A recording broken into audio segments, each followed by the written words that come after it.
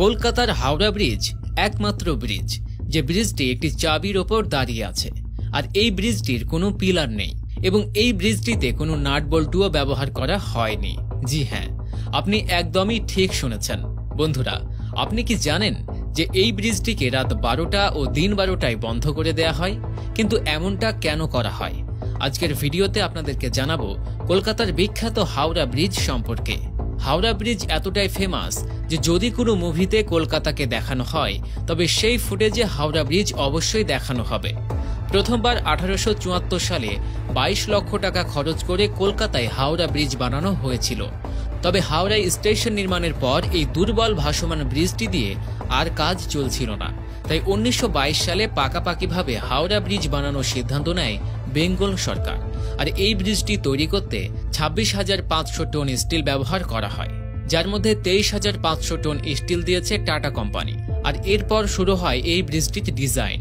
সময়টি ছিল ইংরেজদের শাসন আমলের সময়। ইংরেজদের অর্ডার ছিল যে ব্রিজ যেমনই হোক না কেন তার নিচে কোনো পিলার থাকা যাবে না, যেন সেই ব্রিজের নিচ দিয়ে নৌকা বা জাহাজ খুব সহজেই চলাচল করতে পারে। তাই এই ব্রিজটি এমনভাবে তৈরি করা যে শুধুমাত্র ব্রিজের শুরুতে এবং শেষে 4টি খাম্বা বা পিলার লাগানো হয়েছে।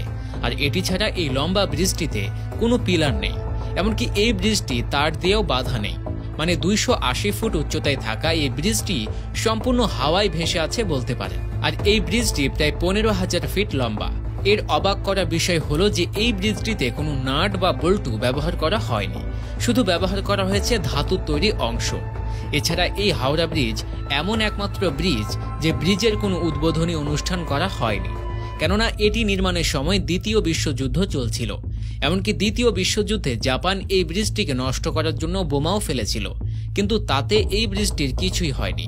1965 সালের 14 জুন কবিগুরু রবীন্দ্রনাথের নাম অনুসারেই এই ব্রিজটিকে নামকরণ করা হয় রবীন্দ্র সেতু। কিন্তু আজও মানুষ ব্রিজটিকে হাওড়া ব্রিজ হিসেবেই চেনে। এই ব্রিজটির কিছু অদ্ভুত রহস্য আছে, যেমন এই ব্রিজটিতে রাত 12টা ও দিন 12টায় বন্ধ করে দেয়া হয়। কিন্তু এমনটা কেন করা হয়? আসলে ব্রিজটি যে ইঞ্জিনিয়াররা করে গিয়েছিলেন তারা বলেছিলেন যে এই ব্রিজটি 12টায় ভেঙে পড়ে যাবে, কিন্তু সেটা দিন 12টা নাকি রাত 12টা সেটা তারা বলে যাননি।